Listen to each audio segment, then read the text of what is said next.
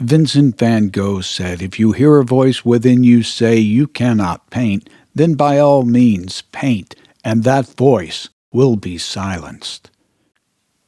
Just to get away, I rode the train out of here to the mall in Washington, D.C., to see what I might see in a world of many different cultures and languages and museums that are full of ideas. The train has many stops to consider along the way, as there are many places you can get off.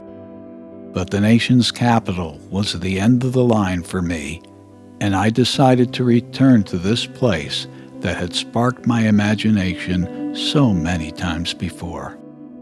It was there, in D.C., that I confronted a young man sitting on a bench. "Good morning. Is everything okay?" "Yes, but it's not supposed to be," said the young man. He explained that he awoke with the world's smiling blessing right at him, and he was ready to embrace that day. But as he looked at the calendar in his book of emotions, he saw that today was indeed a sad day. So he was trying his best to be sad. "Is this dilemma something you encounter often?" I asked. "Well, yes," he said. "For example, I awoke on a different morning, and I was greeted with a gray, cold, rainy day. My bones were aching, and I felt like I needed solitude and meditation. But I consulted the calendar in my book of emotions, and this was indeed a joyous day. I went to a celebration where I declared, 'I am happy.' When I wasn't happy, I read that declaring happiness and thinking the right thoughts will actually just make you happy. I had exhausted myself to the point of sickness."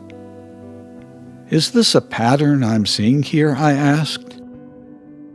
"Well, maybe," he said. "For example, when an elder in the community passes on, the Book of Emotions tells me to cry tears and mourn greatly. When this actually took place, I felt gratitude and humbleness for having known and learned great lessons from the deceased. Sometimes the Book of Emotion fears and dreads changes in life. What I see is welcome challenges I try not to fear. But of course, the Book of Duty is at odds with that perspective." "The Book of Duty?" I asked. "Yes, the Book of Duty tells you things like what you are supposed to learn, when and where. So, if you are interested and have an opportunity in a particular area of study, the Book of Duty will tell you, 'No, you have school now where you must learn about these other things.' The idea is that there's always something or someone external to answer to. That, of course, makes it difficult for me to change quickly enough to deal with the challenges in my life. But there might be times when I would be able to compromise with the Book of Duty, but for that, I would need to consult the Book of Allegiance." "Book of Allegiance?" I inquired. "Yes. The Book of Allegiance states what you think. For example, how you will come to think what you think, and what questions you may ask, what you can assume to be true, and who you may and may not ask.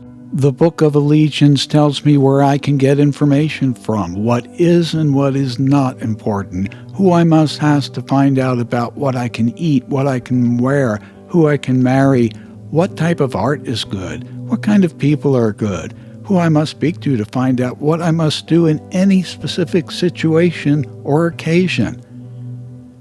"Young man," I say, "all this does not sound very healthy." "Maybe not," says the young man, "but this is my destiny." I'm not sure if it is the young man that disappeared, or if it was I that got away from him. But the young man is no longer with me.